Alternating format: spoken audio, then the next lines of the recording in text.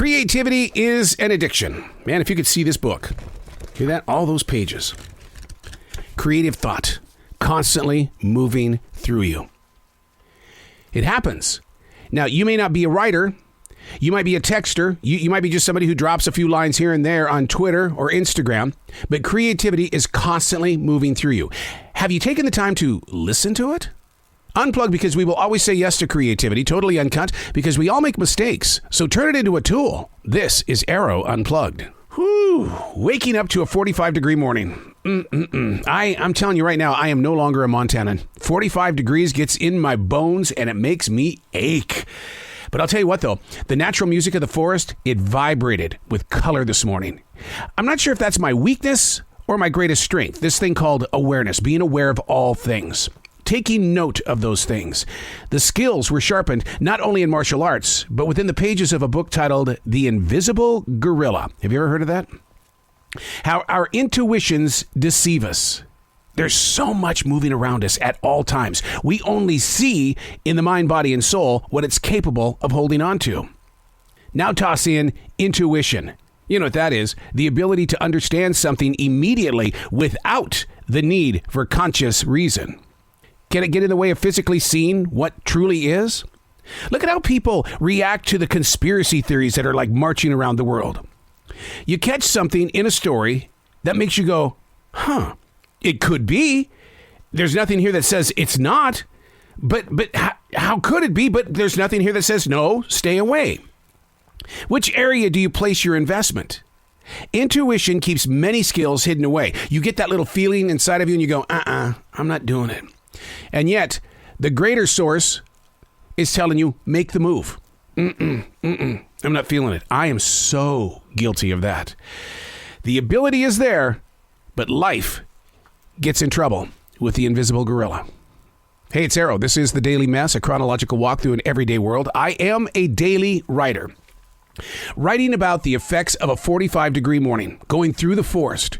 And instead of complaining about the pain that was just raging through my body, because it does, it gets cold to the bone right here in the South, I chose to listen. I chose to look at the view, the changing of the colors, to listen to the animals, the deer as they scamper away, the little bunnies, almost like invisible themselves. And so through awareness, I'm able to see all these things around me. But somewhere out there, we all face an invisible gorilla. Things that happen, but we don't take note of it. But people around you will see it. This is The Daily Mess. Now, I got to be honest with you. I feel like I'm like 100 years old today. Maybe it is the 45-degree weather.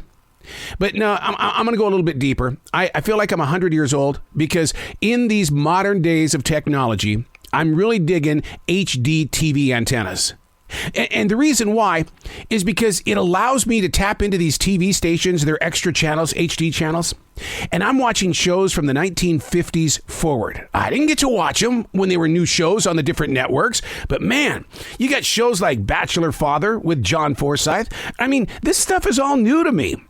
If I didn't see it when it was on the networks and I'm seeing it today, man, I'm loving it. It's some quality TV. But the problem is they all go to commercials. And 90% of those commercials are geared toward the older generation. From life and death insurance to selling your home early to dentures, arthritis, the viewer is left to think, oh my God, I'm there. I'm that old.